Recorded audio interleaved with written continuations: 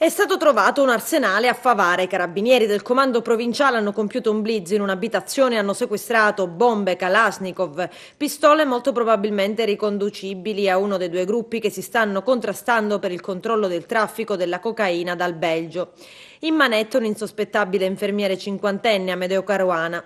È l'esito dell'operazione condotta a Favara dai carabinieri della locale tenenza del nucleo operativo e radiomobile del comando provinciale, sviluppata anche in seguito ai recenti fatti di sangue, con particolare attenzione ai possibili traffici di armi e munizioni nel comprensorio.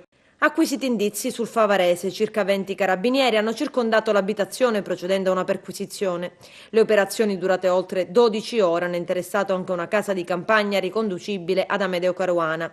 In entrambe è stato trovato un ingente quantitativo di armi, munizioni, dispositivi di armamento e materiale esplodente in ottime condizioni ed in perfetto stato di conservazione. È stato inoltre scoperto un vero e proprio laboratorio finalizzato alla fabbricazione di cartucce e all'alterazione di armi. Nel dettaglio si è proceduto a sequestro di 4 pistole di diverso calibro, 3 mitragliette, un moschetto calibro 9, 2 carabine, una bomba a mano, una granata, circa 8.000 cartucce di diversi calibri e marche, decine di silenziatori e caricatori per pistole e mitragliette, vari strumenti per l'alterazione delle armi e la fabbricazione di munizioni, una maschera antigas, un giubbotto antiproiettile e numerosi accessori. Caruana è stato condotto nel carcere di Agrigento, mentre le armi sono state inviate a RIS.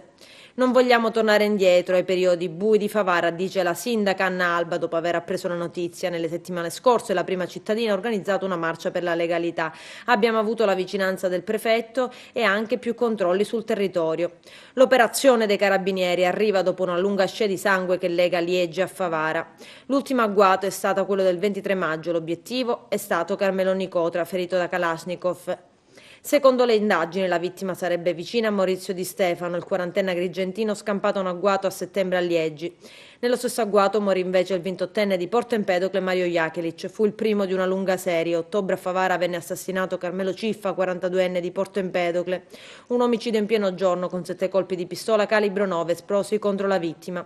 L'ultimo cadavere è quello di Rino Sorce, 51enne di Favara, ucciso il 10 maggio vicino al suo ristorante di Liegi, il Grande Fratello. Un'operazione sicuramente importante che scopre tante cose per un territorio come Favara, un territorio estremamente dall'alta criminalità mafiosa dove recentemente si sono verificati diversi omicidi.